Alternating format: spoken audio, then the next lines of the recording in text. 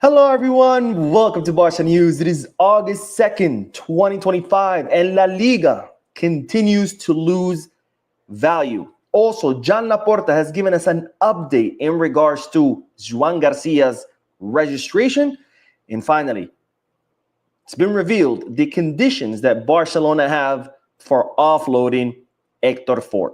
We have a lot to discuss, so let's begin.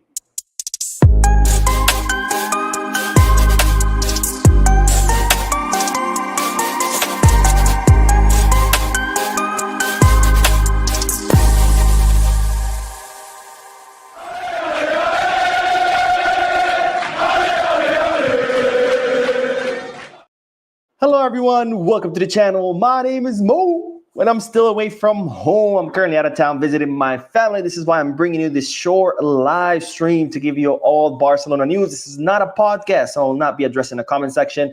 This is just to keep you up to date on our beloved club, FC Barcelona, while I'm still away from home and from my YouTube studio. Anyways, having said all that, let's dive right into the news because, ladies and gentlemen, it's been revealed that La Liga continues to lose value, and in fact, since the end of the season, La Liga has lost 160 million euros. Now, we're not talking about this year, 2025. We're not even talking about last season, 2024 through 2025. No. We're talking just from the end of the season. Ended at the end of May.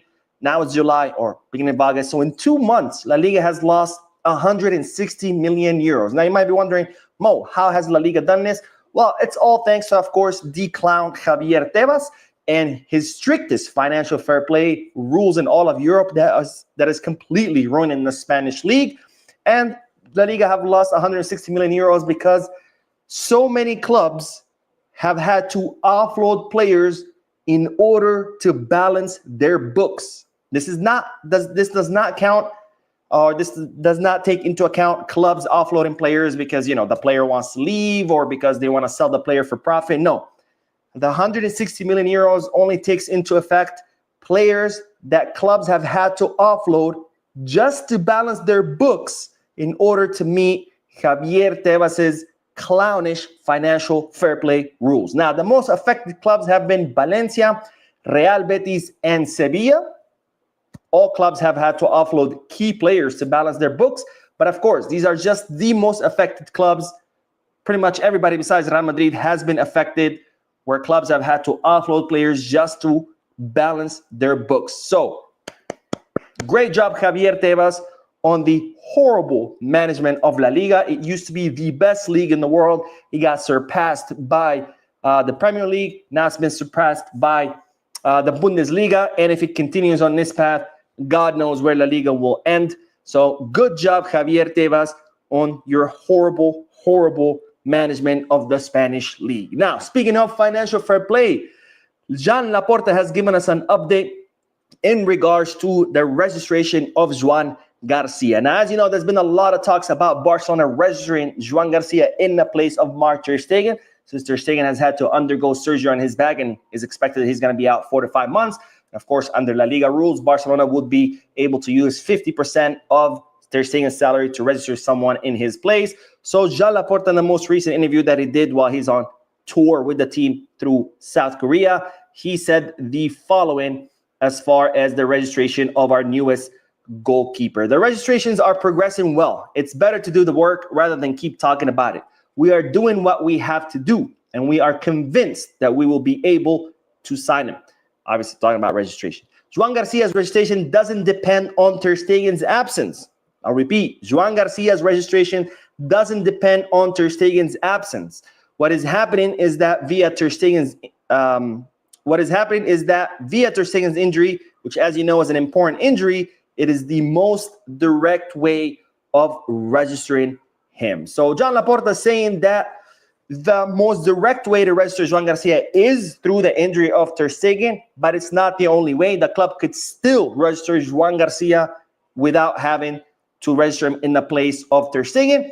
And of course, I really hope this is true because I would hate to have yet another season begin with one of our new signings not being registered. But of course, at this point, with so many lies that Joan Laporta has told us, I honestly don't believe a single word that comes out of his mouth.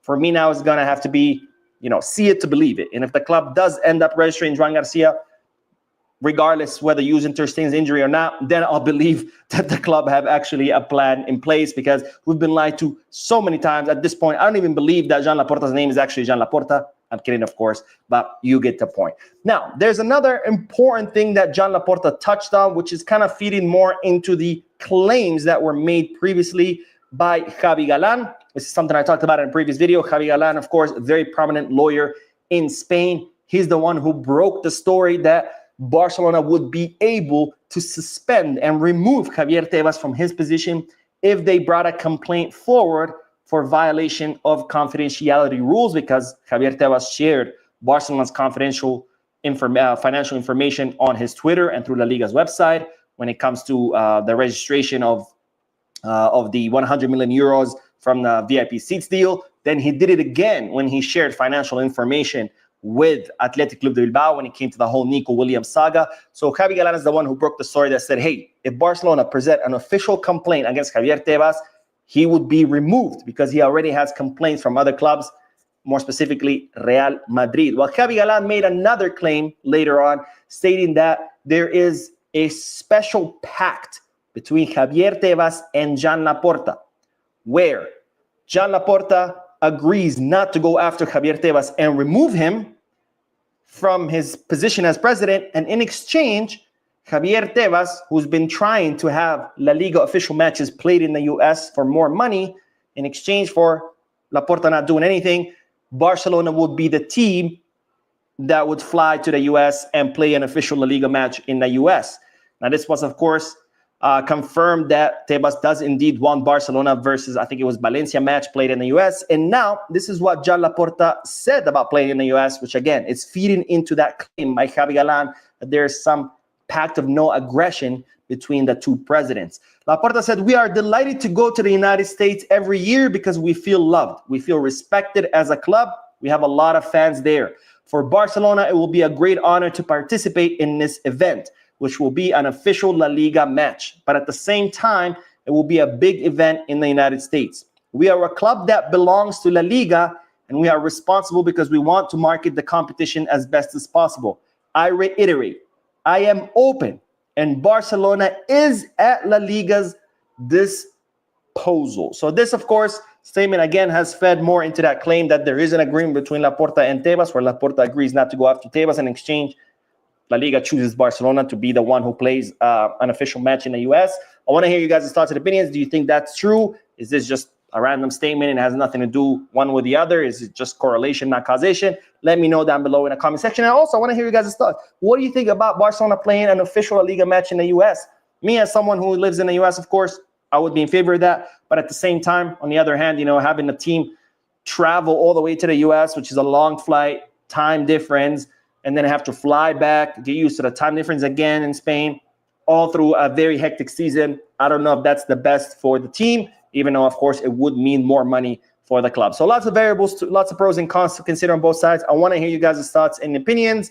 And with that, let's move on to the next bit of news, because, ladies and gentlemen, Guille Fernandez is now will consider all the offers he has at the end of the preseason. Now, Guille Fernandez, of course, is one of the Fernandez cousins. Tony is the other one who plays as a right winger. Guille is more as a midfielder. Two incredibly talented cousins who came up through La Masia. Very, very promising. Flick called them up to the preseason last year to the US. Now they're in the preseason again in Asia. And Guille Fernandez, for 2 seasons now, has been attracting a lot of interest from many European clubs, including Dortmund and Porto. And there's even French clubs in the Ligue 1 as well who are interested in him. But for now, they're saying that Guille wants to first finish the preseason. After that, he wants to sit down with Barcelona, figure out, hey, what's the plan here? What's the route? What are my chances of making it to the first team? He also wants to sit with all these clubs that are interested in him, hear out their offers, and then compare everything. What does Barcelona offer me? What do these other clubs offer me? And then decide what to do. Now, it's reported that Guille prefers and prioritizes staying at Barcelona. But of course, if a better offer comes and he sees that there's no chance of him making it to the first team, then he would consider an exit. Now, speaking of exits, let's end today's video with the news that Barcelona are considering offloading Hector Fort, with so many clubs interested in the Barcelona right back. Now, so far, Paris FC, not the same as PSG. This is a newly promoted club to the Liga. Very interesting story, by the way, Paris FC.